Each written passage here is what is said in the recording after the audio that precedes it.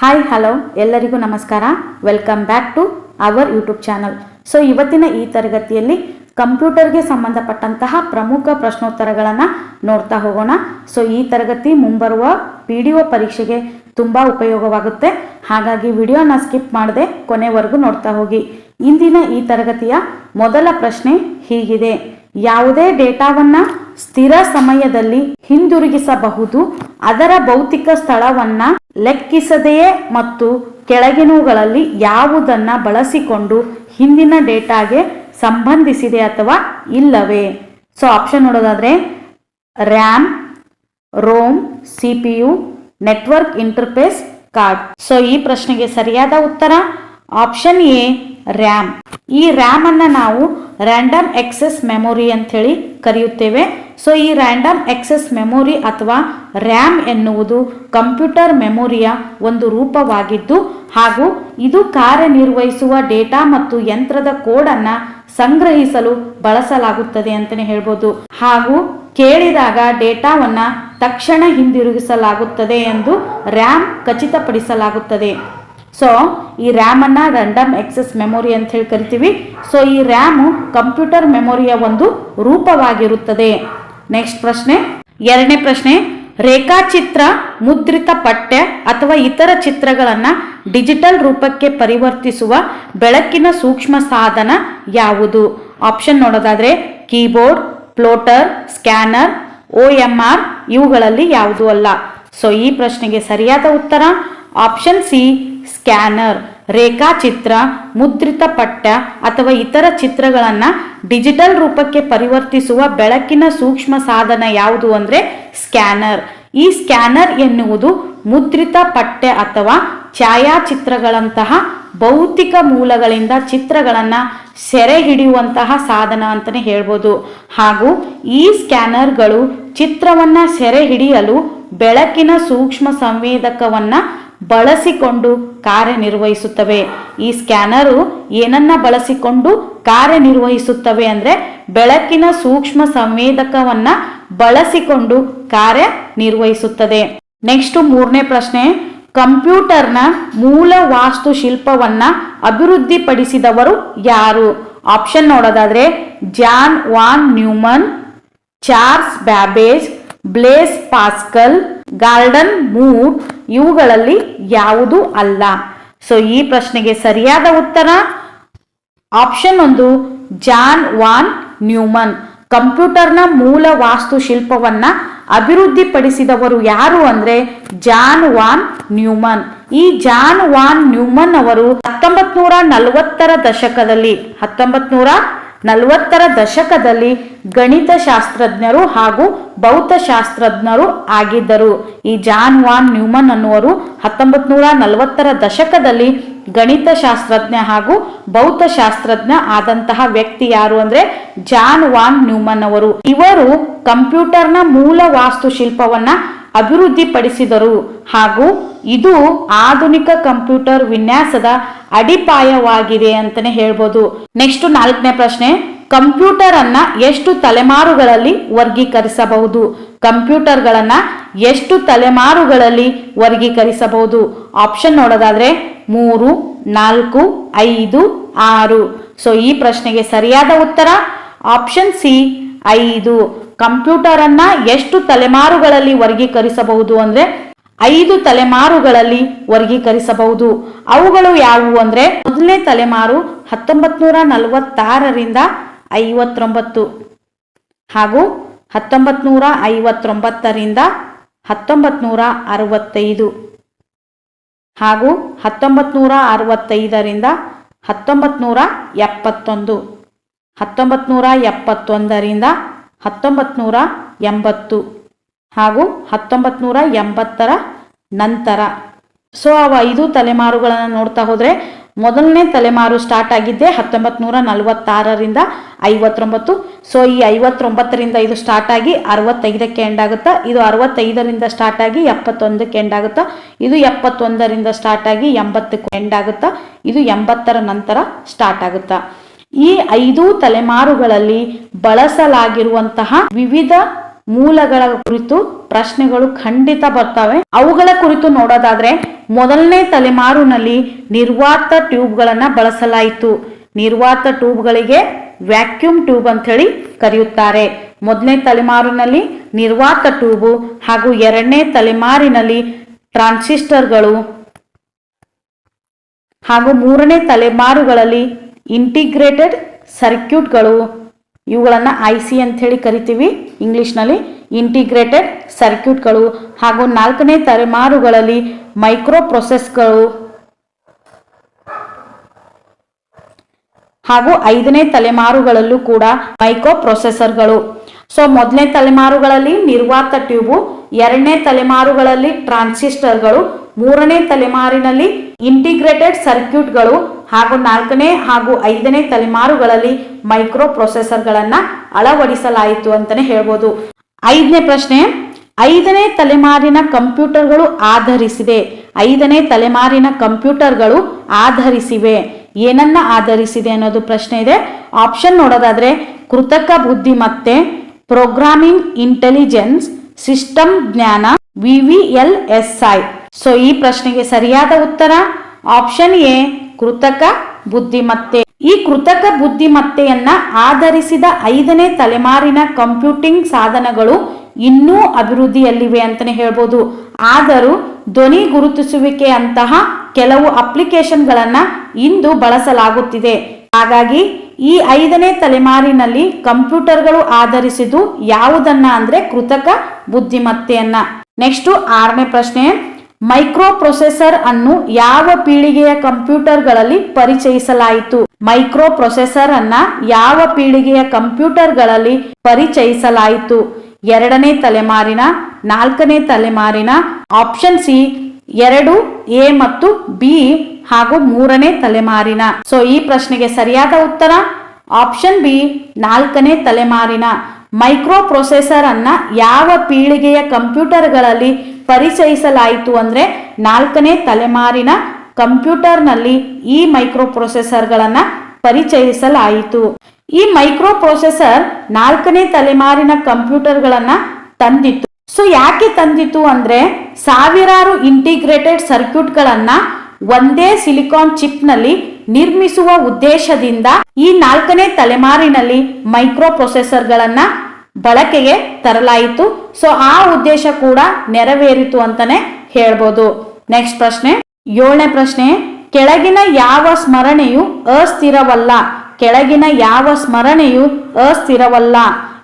SRAM, DRAM, ROM ಹಾಗೂ ಮೇಲಿನ ಎಲ್ಲ.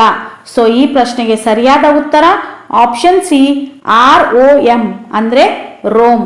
ಈ ರೋಮ್ ಅನ್ನ ನಾವು ರೀಡ್ ಓನ್ಲಿ ಮೆಮೊರಿ ಅಂತ ಹೇಳಿ ಕರಿತೀವಿ. ಈ ರೋಮ್ ಅಸ್ಥಿರವಲ್ಲದ ಮೆಮೊರಿ ಆಗಿದೆ ಅಂತಾನೆ ಹೇಳ್ಬೋದು. ಯಾಕೆಂದ್ರೆ ಇದು ಓದಲು ಮಾತ್ರ ಬಳಸುವಂತಹ ಮೆಮೊರಿ ಆಗಿದೆ ಹಾಗೂ ಈ ಮೆಮೊರಿ ಹೆಚ್ಚಿನ ರೀತಿಯ ಮ್ಯಾಗ್ನೆಟಿಕ್ ಕಂಪ್ಯೂಟರ್ ಸಾಧನಗಳನ್ನ ಒಳಗೊಂಡಿದೆ ಅಂತಾನೆ ಹೇಳ್ಬೋದು. ಎಂಟನೇ ಪ್ರಶ್ನೆ, ಎರಡನೇ ತಲೆಮಾರಿನ ಕಂಪ್ಯೂಟರ್ಗಳನ್ನ ತಯಾರಿಸಲಾಗುತ್ತದೆ. ಎರಡನೇ ತಲೆಮಾರಿನ ಕಂಪ್ಯೂಟರ್ಗಳನ್ನ ತಯಾರಿಸಲಾಗುತ್ತದೆ. ಆಪ್ಷನ್ ನೋಡೋದಾದ್ರೆ ವ್ಯಾಕ್ಯೂಮ್ ಟ್ಯೂಬ್ಸ್, ಟ್ರಾನ್ಸಿಸ್ಟರ್ಗಳು, LSI, VLSI. ಸೊ ಈ ಪ್ರಶ್ನೆಗೆ ಸರಿಯಾದ ಉತ್ತರ ಆಪ್ಷನ್ ಬಿ, ಟ್ರಾನ್ಸಿಸ್ಟರ್ಗಳು. ಸೊ ಎರಡನೇ ತಲೆಮಾರಿನ ಕಂಪ್ಯೂಟರ್ಗಳನ್ನ ಯಾವುದರಿಂದ ತಯಾರಿಸಲಾಗುತ್ತದೆ ಅಂದ್ರೆ ಟ್ರಾನ್ಸಿಸ್ಟರ್ಗಳಿಂದ ತಯಾರಿಸಲಾಗುತ್ತದೆ. ಈ ಟ್ರಾನ್ಸಿಸ್ಟರ್ಗಳು ನಿರ್ವಾತ ಟ್ಯೂಬ್ಗಳು ಅಂದ್ರೆ ಮೊದಲನೇ ತಲೆಮಾರಿನಲ್ಲಿರುವಂತಹ ನಿರ್ವಾತ ಟ್ಯೂಬ್ಗಳನ್ನ ಬದಲಾಯಿಸಿ ಎರಡನೇ ತಲೆಮಾರಿನ ಕಂಪ್ಯೂಟರ್ಗಳನ್ನ ಟ್ರಾನ್ಸಿಸ್ಟರ್ಗಳಿಂದ ಪ್ರಾರಂಭಿಸಲಾಯಿತು. ಸೊ ಈ ಟ್ರಾನ್ಸಿಸ್ಟರ್ಗಳು ನಿರ್ವಾತ ಟ್ಯೂಬ್ಗಿಂತ ಹೆಚ್ಚು ಉತ್ತಮವಾಗಿವೆ. ಆದ್ದರಿಂದಲೇ ನಿರ್ವಾತ ಟ್ಯೂಬ್ಗಳ ಬದಲಿಗೆ ಈ ಟ್ರಾನ್ಸಿಸ್ಟರ್ಗಳನ್ನ ಎರಡನೇ ತಲೆಮಾರಿನ ಕಂಪ್ಯೂಟರ್ಗಳಲ್ಲಿ ಬಳಸಲಾಗಿತ್ತು. ಒಂಬತ್ತನೇ ಪ್ರಶ್ನೆ, ನಾವು ಸೆಲ್ನಲ್ಲಿ ಸೂತ್ರವನ್ನ ನಮೂದಿಸುತ್ತಿದ್ದೇವೆ ಎಂದು ಎಕ್ಸೆಲ್ಗೆ ಹೇಳಲು ನಾವು ಆಪರೇಟರ್ನೊಂದಿಗೆ ಪ್ರಾರಂಭಿಸಬೇಕು. ಸೊ ನಾವು ಎಕ್ಸೆಲ್ ನಲ್ಲಿ ಯಾವುದೇ ರೀತಿ ಸೂತ್ರವನ್ನ ನಮೂದಿಸುವ ಮೊದಲು ಆ ಸೂತ್ರದ ಮುಂಚೆ ಏನನ್ನ ಹಾಕಿ ಪ್ರಾರಂಭಿಸಬೇಕು ಅನ್ನೋದು ಪ್ರಶ್ನೆ ಇದೆ.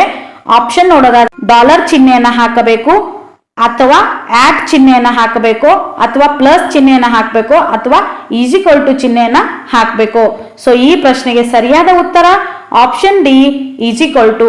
ನಾವು ಯಾವುದೇ ರೀತಿ ಎಕ್ಸೆಲ್ ಶೀಟ್ ನಲ್ಲಿ ಏನನ್ನೇ ಪ್ರಾರಂಭಿಸುವ ಮೊದಲು ಅಂದ್ರೆ ಯಾವುದೇ ಲೆಕ್ಕಾಚಾರವನ್ನ ಮಾಡುವ ಬದಲು ಆ ಸೂತ್ರ ಹಾಕೋಕ್ಕಿಂತ ಮುಂಚೆ ಈ ಈಕ್ವಲ್ ಟು ಚಿಹ್ನೆಯನ್ನ ಅಂದ್ರೆ ಸಮಾನ ಚಿಹ್ನೆಯನ್ನ ಹಾಕಿ ಪ್ರಾರಂಭಿಸಬೇಕು.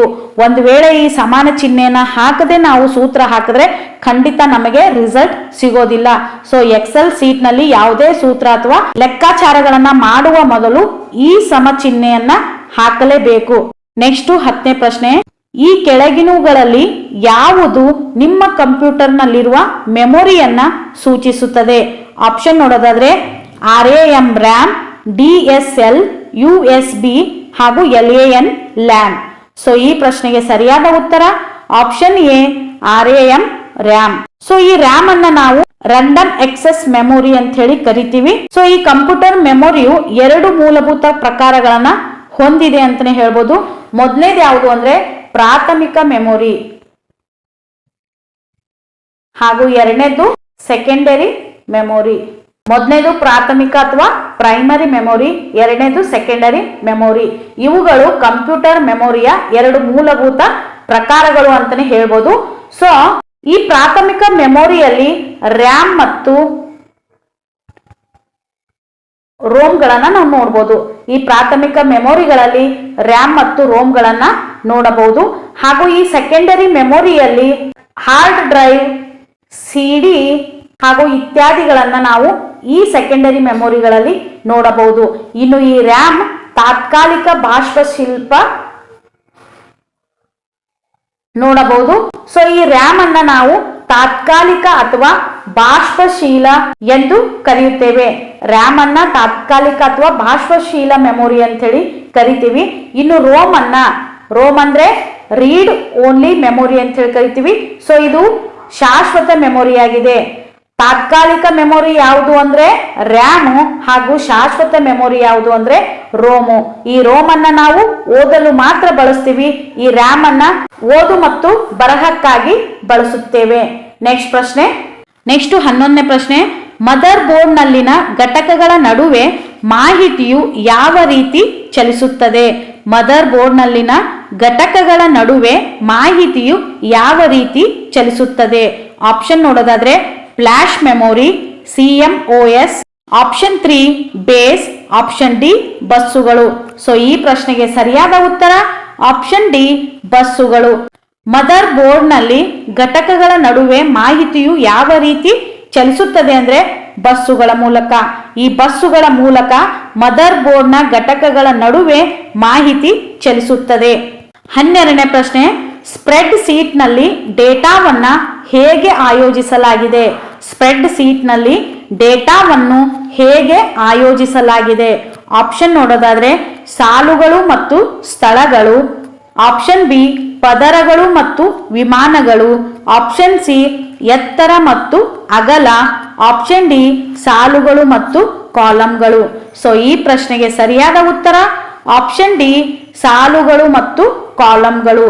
ಈ ಸ್ಪ್ರೆಡ್ ಶೀಟ್ಗಳಲ್ಲಿ ಡೇಟಾವನ್ನ ಸಾಲುಗಳು ಮತ್ತು ಕಾಲಂಗಳಲ್ಲಿ ವ್ಯವಸ್ಥೆಗೊಳಿಸಲಾಗಿದೆ ಎಂದು ನೋಡಬಹುದು. ಸೊ ಸ್ಪ್ರೆಡ್ ಶೀಟ್ ನಲ್ಲಿ ಡೇಟಾವನ್ನು ಹೇಗೆ ಆಯೋಜಿಸಲಾಗಿದೆ ಅಂದ್ರೆ ಸಾಲುಗಳು ಹಾಗೂ ಕಾಲಂಗಳ ಮೂಲಕ ಆಯೋಜಿಸಲಾಗಿದೆ ಅಂತಾನೆ ಹೇಳ್ಬೋದು. ನೆಕ್ಸ್ಟ್ 13ನೇ ಪ್ರಶ್ನೆ, ರೀಸೈಕಲ್ ಬಿನ್ ನ ಕಾರ್ಯವೇನು?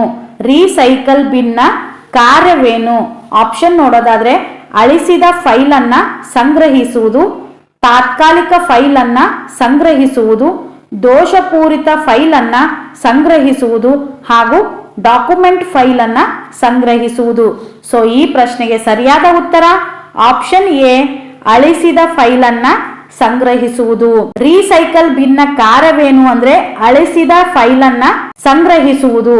ಸೊ ವಿಂಡೋಸ್ ನಲ್ಲಿ ಮರುಬಳಕೆ ಬಿನ್ ಎಂದೇ ಈ ರೀಸೈಕಲ್ ಬಿನ್ ಅಂತ ಹೇಳಿ ಕರಿತೀವಿ.